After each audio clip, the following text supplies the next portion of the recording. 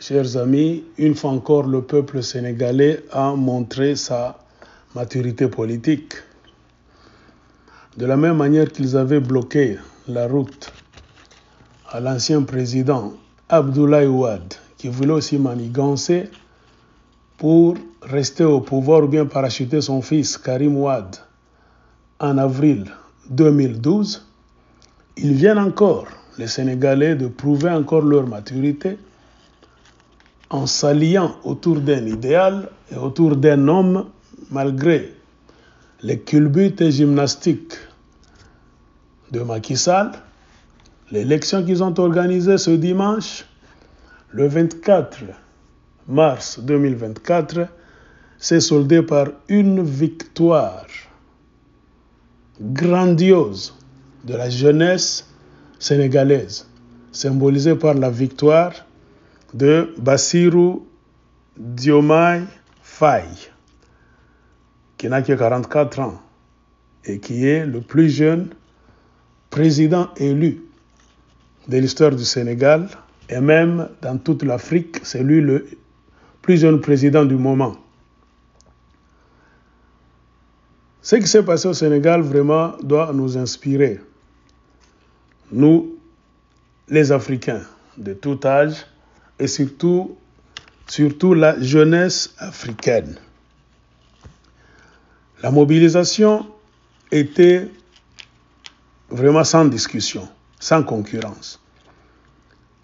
On a vu les jeunes se mobiliser contre le régime de Macky Sall qui voulait tripoter, tirer les choses en longueur, chercher à tricher,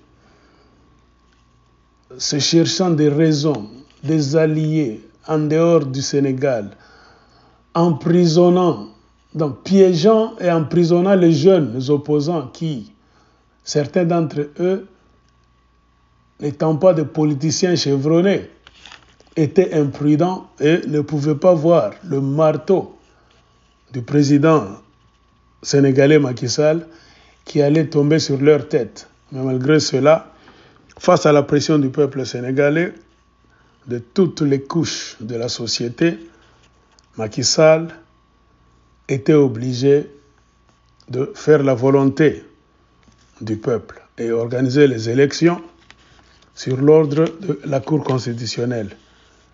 Ainsi, Bassirou Faye a gagné avec plus de 52%. Donc il a raflé. C'est vraiment un jackpot. En tant que Congolais, je pense que le peuple congolais doit prendre ceci comme un exemple. Parce que chez nous, nous avons la classe politique la plus pourrie de l'Afrique même. Les politiciens congolais sont tellement égoïstes, ils ne savent pas faire passer les intérêts suprêmes de la nation devant leurs propres intérêts égoïstes. Ce sont les gens sans discipline, sans moralité, qui sont là pour l'argent, qui n'apprennent rien des leçons du passé et qui se lancent dans la politique parce qu'ils manquent d'autres choses à faire, tout en oubliant que la politique, ce n'est pas l'affaire de tout le monde. C'est une sorte de sacerdoce, un appel sacré venant de l'Éternel. Coup de chapeau au peuple sénégalais. La mobilisation était sans précédent, comme on l'a dit. Et surtout, ce sont les jeunes qui avaient l'âge de voter qui ont changé le visage du Sénégal.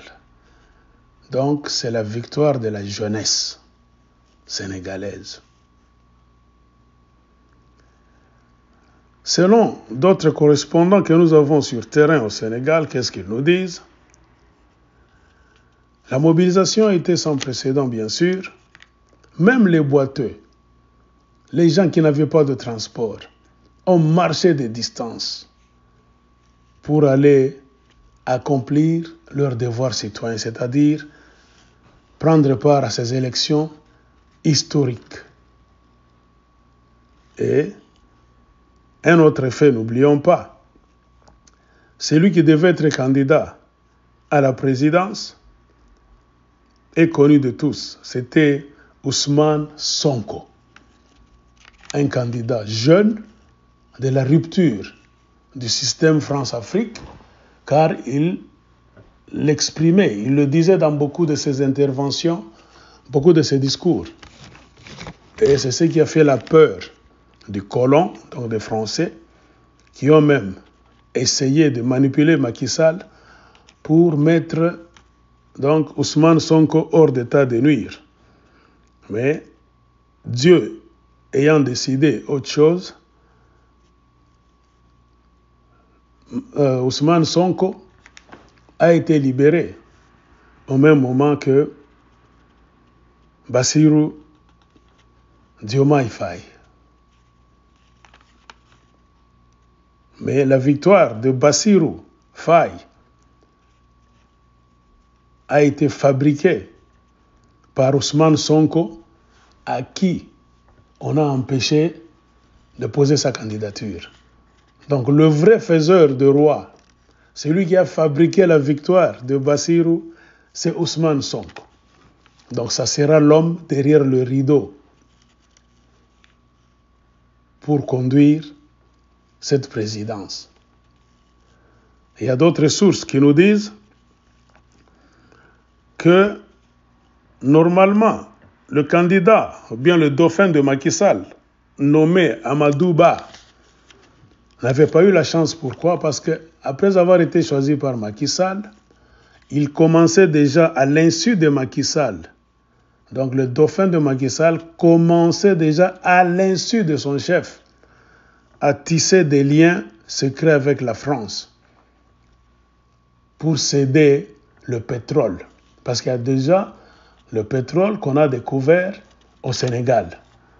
Amadou Ba se cherchait déjà l'appui de la France pour sa politique future, et sans même informer Macky Sall, il était dans des pourparlers pour que la France puisse l'aider, afin que, une fois qu'il devienne président, après avoir cédé beaucoup de secteurs de l'économie du Sénégal à la France, les Français comptaient récupérer même la production future du pétrole.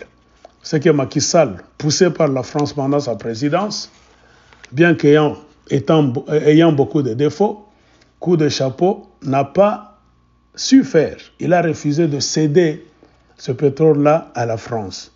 Et c'est ce qui a fait que Macky Sall a lâché son dauphin pour aller faire libérer rapidement Bassirou Diomaye Faye et Ousmane Sonko.